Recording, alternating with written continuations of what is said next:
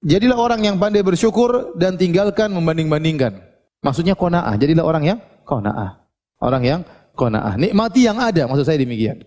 Nikmati yang ada. Anda punya rumah misalnya 10 kali 10, nikmati yang ada. Anda punya rumah kebetulan 6 kali 4, nikmati yang ada. Udah ini yang ada, Allah berikan, nikmati yang ada. Ya. Jangan suka banding-bandingkan. Kalau kita banding-bandingkan, kita tidak akan pernah bahagia. Dalam hal apapun, kita bandingkan diri kita dengan orang lain, kita enggak pernah bahagia. Bandingkan dengan orang lain. Ibu-ibu misalnya duduk, dia sudah cantik padahal. Tahu-tahu lihat ada ibu-ibu yang lebih kurus, lebih cantik, lebih anggun, langsung sedih dia.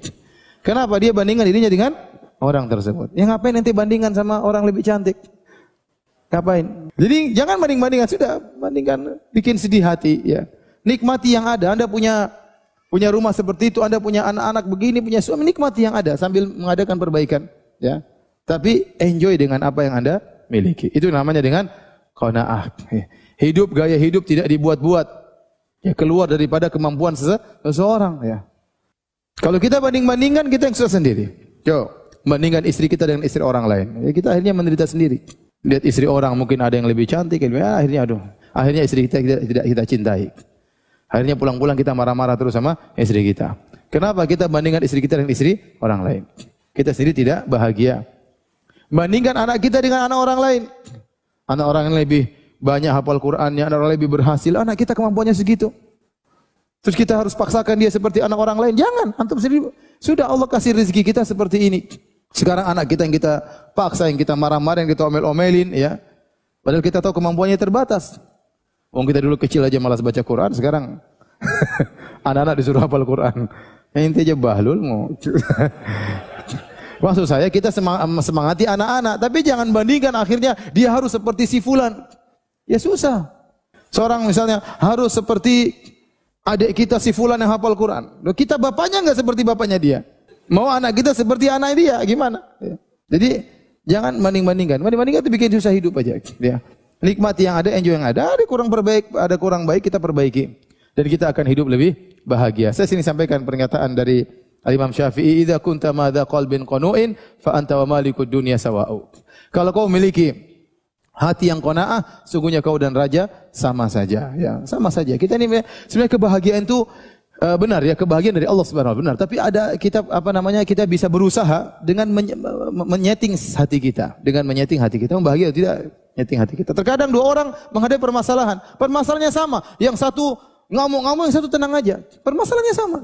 Contoh kita bicara tentang gempa atau musibah sama, tapi terkadang satu model masyarakat begini, satu model masyarakat begini, beda. Jadi sebenarnya kebahagiaan itu bisa kita usahakan dengan kita menyeting hati kita. Sebagian orang datang kepada saya, "Ustaz, saya ada masalah besar gini-gini, apa masalahmu?" "Ah, masalah ringan aja bilang besar." Saya langsung gitukan aja. Biasa itu. Biasa, kirain masalah apa? Kayaknya dunia mau kiamat, padahal enggak, cuma begitu saja. Ya, berarti dia tidak terbiasa menghadapi permasalahan. Ya. Jadi mau saya kita berusaha untuk qanaah. Ya akhi, belum tentu antum jadi orang yang antum lihat hidup mewah, belum tentu antum bahagia. Kita sekarang lihat ya sederhana, seperti saya. Kemudian saya lihat ada orang, kawan-kawan sendiri, ya, kaya, punya perusahaan besar, punya anak buah ribuan. Ya. Saya ketemu kawan cerita, "Ustaz, saya ini punya karyawan sekian. Untuk gaji mereka sebulan 10 miliar. Gaji anak buah sebulan berapa? 10 miliar." Ya. Saya bayangkan kalau saya jadi dia, ya. Apalagi pas gajian pikiran enggak pusing. Ya. Apalagi THR. THR sebentar lagi lebaran. Orang semua bahagia lebaran. Ingin beli ini, dia pusing. Aduh. Coba bayangkan, antum kira semua orang kaya kemudian apa? Hidup bahagia? Belum tentu. Jadi masalah bahagia, orang kaya boleh bahagia, orang miskin juga boleh bahagia. Tergantung kita menyeting hati kita. Bahkan sebanyak orang kaya tidak menikmati kehidupannya. Dia kerja kejar dunia, pagi siang malam. Kapan dia punya waktu untuk menikmati dunia? Sedikit. Setelah dia kumpulkan uang miliaran, cuma seminggu mungkin berapa menit, berapa jam, dia enjoy. Setelah itu dia kerja lagi keras. Sementara seorang pegawai mungkin kerja pagi, sore udah pulang, malam sudah bahagia, sudah enjoy hidupnya, ketemu anak-anak, ketemu istrinya, nggak ada orang telepon, nggak ada tagihan-tagihan masuk, santai.